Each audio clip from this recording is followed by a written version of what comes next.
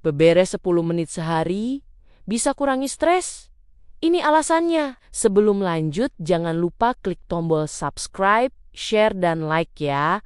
Boleh juga klik tombol thanks atau terima kasih. Oh ya, kalau kamu punya usul atau ide tema video berikutnya, langsung komen di bawah ya. Makasih, dan kita lanjut sekarang. Halo Bu Ibu semua, pernah nggak Bu, baru buka mata tapi rasanya sudah pengen libur lagi dari hidup? Belum mandi, belum sarapan, tapi hati sudah capek duluan. Mata melirik ke cucian, mainan anak, dapur yang kelihatan kayak habis syuting sinetron konflik keluarga, lalu kita pura-pura nggak lihat sambil bilang dalam hati nanti juga beres sendiri. Padahal kita tahu itu bohong kecil yang diulang tiap hari. Di titik itu biasanya kita mikir, kok aku sensitif banget ya sekarang? Kok dikit-dikit pengen nangis? Padahal yang berantakan bukan cuma rumah, tapi kepala. Lucunya, kita sering nyalahin badan, nyalahin umur, nyalahin hormon, bahkan nyalahin cuaca. Tapi jarang mau ngaku kalau tumpukan kecil di rumah itu pelan-pelan ikut numpuk di perasaan. Rumah kelihatan rame, pikiran juga ikut ribut. Dan anehnya makin ditunda beberesnya, makin berat melangkahnya. Bukan karena sapunya berat, tapi karena batinnya sudah keburu lelah. Kita bilang capek, padahal yang kita butuhkan seringkali cuma satu ruang kecil yang kelihatan. Beres supaya hati bisa tarik napas tanpa mikir yang lain. Sampai suatu hari, aku capek sendiri. Capek yang bukan karena nyapu atau ngepel, tapi capek yang rasanya nempel di dada. Bangun pagi rasanya berat, malam susah tidur. Kepala penuh tapi nggak tahu isinya apa. Mau cerita ke siapa juga bingung karena kelihatannya hidup baik-baik saja, anak sehat, suami kerja, tapi kok aku rasanya kosong dan gampang meledak. Di titik itu aku sadar, ini bukan cuma soal fisik, ini soal batin yang kebanyakan disuruh kuat. Rumah berantakan jadi saksi bisu betapa aku sebenarnya kewalahan. Setiap lihat cucian numpuk, bukan cuma mata yang capek, hati juga ikut nyesek, kayak ada suara kecil yang bilang, kok kamu nggak becus sih ngurus ini semua? Awalnya aku mencoba pura-pura nggak lihat. Aku pikir, nanti saja, toh besok juga berantakan lagi. Tapi makin dihindari, makin berat rasanya. Rumah tetap berantakan, tapi pikiranku tambah semrawut. Rasanya kayak mau duduk santai tapi mata nggak bisa bohong. Tiap sudut rumah kayak manggil-manggil minta diberesin. Sampai akhirnya aku nyerah dengan cara yang baik. Aku bilang ke diri sendiri, aku nggak sanggup beberes satu rumah, tapi aku sanggup 10 menit. Cuman 10 menit, nggak lebih. Bahkan aku set timer biar nggak kebablasan dan biar ada alasan berhenti tanpa rasa bersalah.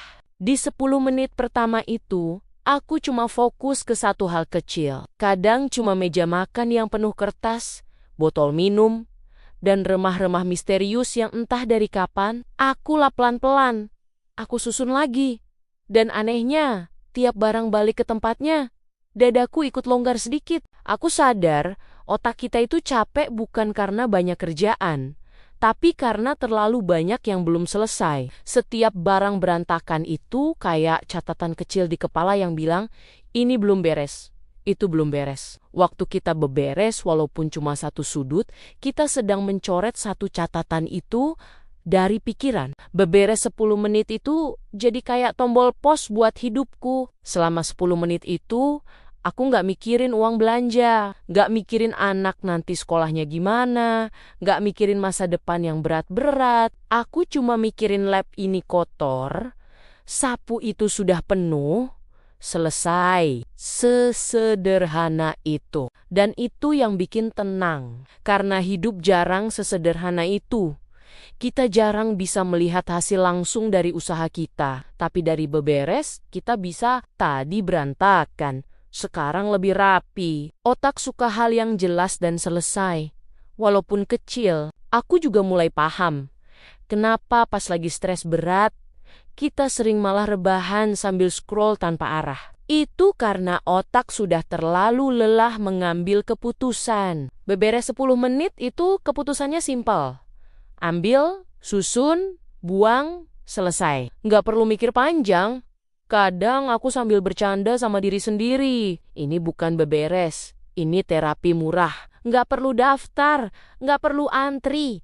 Cuma perlu niat berdiri dari sofa. Walaupun jujur, berdiri dari sofa itu kadang perjuangan juga. Yang bikin aku terharu, efeknya bukan cuma ke aku. Anak-anak jadi lebih tenang mainnya, karena ruangnya jelas. Suami pulang kerja juga kelihatan lebih santai, bukan karena rumahnya kinclong, tapi karena auranya nggak sumpek. Dan itu semua dimulai dari 10 menit kecil. Aku juga belajar berhenti menyalahkan diri sendiri. Kalau suatu hari aku nggak sanggup beberes, itu bukan gagal. Itu tanda aku perlu istirahat. Tapi di hari aku sanggup 10 menit, aku hargai itu sebagai usaha bukan kewajiban. Banyak ibu nunggu rumah rapi dulu baru bisa tenang. Padahal seringnya kebalik, kita perlu sedikit tenang dulu supaya bisa mulai. Dan tenang itu bisa datang justru dari gerakan kecil yang konsisten, bukan dari target besar yang bikin stres. 10 menit itu ramah untuk siapa saja. Ibu yang punya bayi, ibu yang kerja, ibu yang lagi sedih tanpa sebab, semua bisa. Karena 10 menit tidak menghakimi, dia tidak menuntut sempurna. Aku sering menyamakan ini seperti mandi. Kita tidak menunggu kotor parah baru mandi.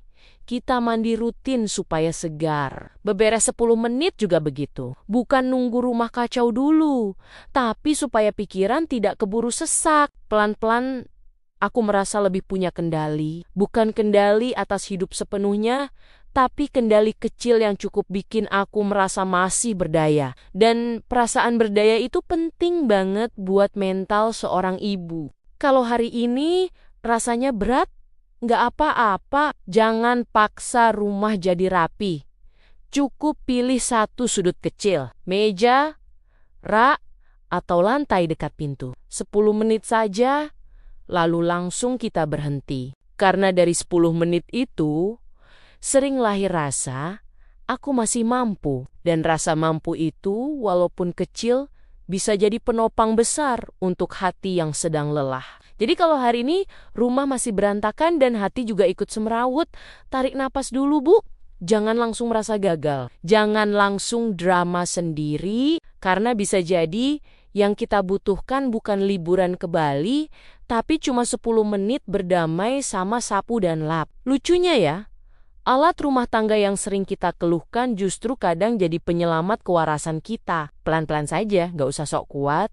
Nggak usah nunggu rumah ala Pinterest, cukup satu sudut yang lebih rapi, sudah bisa bikin kepala nggak ribut. Karena di dunia yang maunya kita serba bisa ini, 10 menit beberes itu bukan kewajiban, tapi bentuk cinta paling sederhana ke diri sendiri. Walaupun tetap saja nanti anak berantakin lagi, ya sudah, itu namanya hidup, bukan kegagalan. Dan kalau besok stres datang lagi, ingat saja, Bu, kita nggak perlu jadi ibu sempurna, cukup jadi ibu yang mau mulai lagi. Mau berdiri lagi, mau nyapu lagi, sambil senyum kecil dan bilang ke diri sendiri, ternyata aku masih sanggup, ternyata aku masih waras, dan ternyata ketenangan itu seringnya bukan datang dari luar, tapi dari lantai yang sedikit lebih bersih dan hati yang sedikit lebih ikhlas. Terima kasih sudah dengerin cerita dan curhatku hari ini.